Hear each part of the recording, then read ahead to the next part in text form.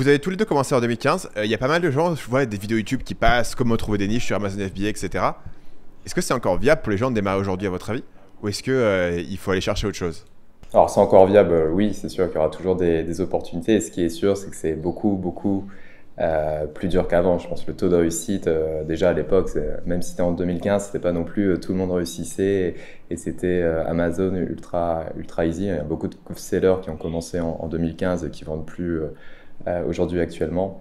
Mais ce qui est sûr, c'est que c'est plus dur maintenant, tout simplement parce que le marché s'est un peu consolidé.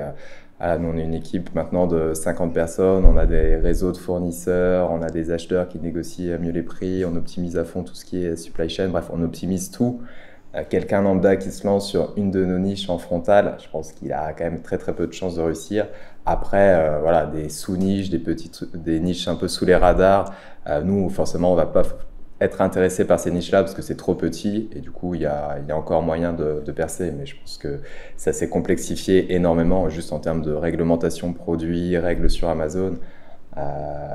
Donc, je sais qu'il y a encore beaucoup de gens qui ont des formations pour aller vendre sur Amazon. Donc, c'est encore une opportunité, mais ouais, c'est sûr que c'est plus dur et il y a juste les meilleurs qui réussiront. C'est encore possible de se lancer si vous êtes sur la bonne niche, quoi.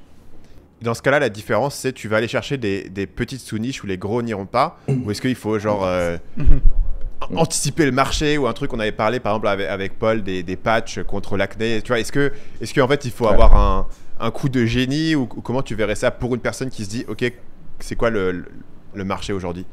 Non, moi je pense qu'il faut effectivement aller un truc un peu sous les radars, un truc qui est pas très gros, sinon voilà, si vous allez sur des très grosses niches, tous les meilleurs, et là maintenant il y a plusieurs entreprises comme nous qui font des dizaines de millions de dollars sur Amazon, qui ont des systèmes pour détecter les meilleures niches, qui vont après aller tout optimiser pour obtenir le meilleur rapport qualité-prix pour les clients. Là, je pense qu'il y a zéro risque.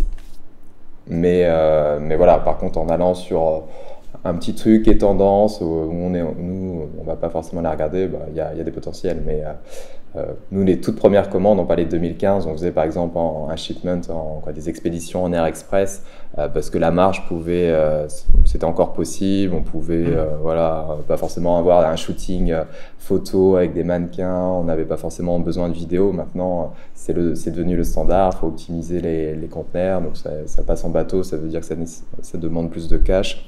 Voilà, maintenant le niveau a clairement upé, mais encore la place. Mais oui, je recommanderais pas forcément à mon meilleur ami d'aller se lancer sur Amazon là comme ça sur une niche lambda, quoi. Je pense qu'il y a encore un peu de la place pour des trucs un peu cachés, planqués. Ouais.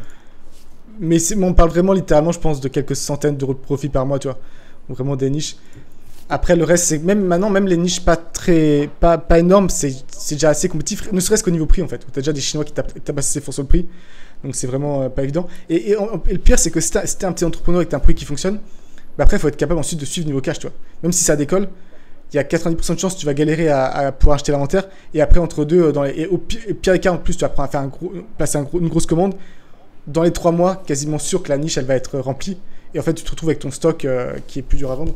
Donc je pense de ce point de vue-là, aller sur des petites niches stables, c'est peut-être un peu l'angle que tu peux avoir si tu débutes sur Amazon. Mais c'est très compliqué parce que même bateau, il faut faire des LCL. Enfin, il y a quand même beaucoup de skills, quand tu affiches, il y a beaucoup de skills à combiner pour avoir un truc après correct. Toi. Rien que le listing, toi, il faut que ce soit après correct maintenant, c'est pas évident.